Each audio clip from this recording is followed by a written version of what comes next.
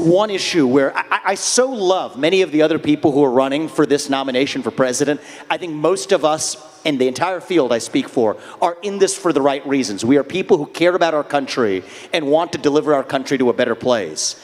But on this issue, nearly our entire field is indistinguishable in practice from where Biden is on this, which is in an undefined, ill-defined way pouring more money into a war that I think is destined to become Vietnam or Iraq all over again. And if you don't learn from the lessons of the past, you're going to be making the same mistakes on an even larger scale going forward.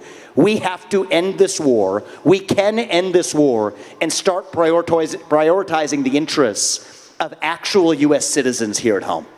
So I think,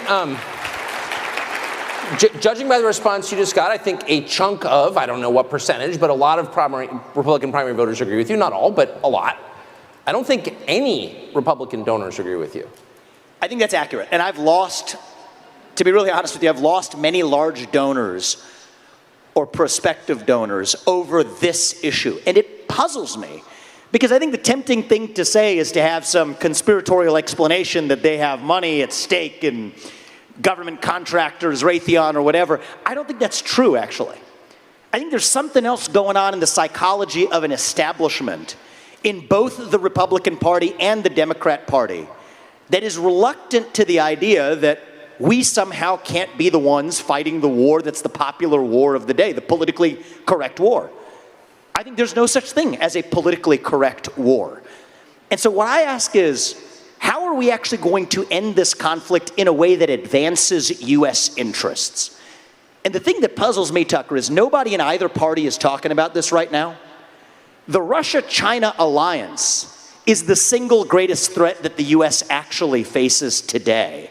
And we are pushing Russia closer into China's arms by actually continuing to arm Ukraine. So what I've said is that I would negotiate a deal that ends the Ukraine war, frees the current lines of control. Yes, that means giving part of the Donbas region to Russia. I would make a hard commitment that NATO never admits Ukraine to NATO. And those seem like unspeakable words in certainly the Republican donor class. But we get something greater in return, which is that Putin, in that case, would have to exit his military partnership with China and remove nuclear weapons from Kaliningrad, which border Poland, and get the Russian military out of Cuba and Venezuela and the West. And this is a deal that Putin should do because he ends up winning. He gets things that he doesn't have today. But it secures American interests, too.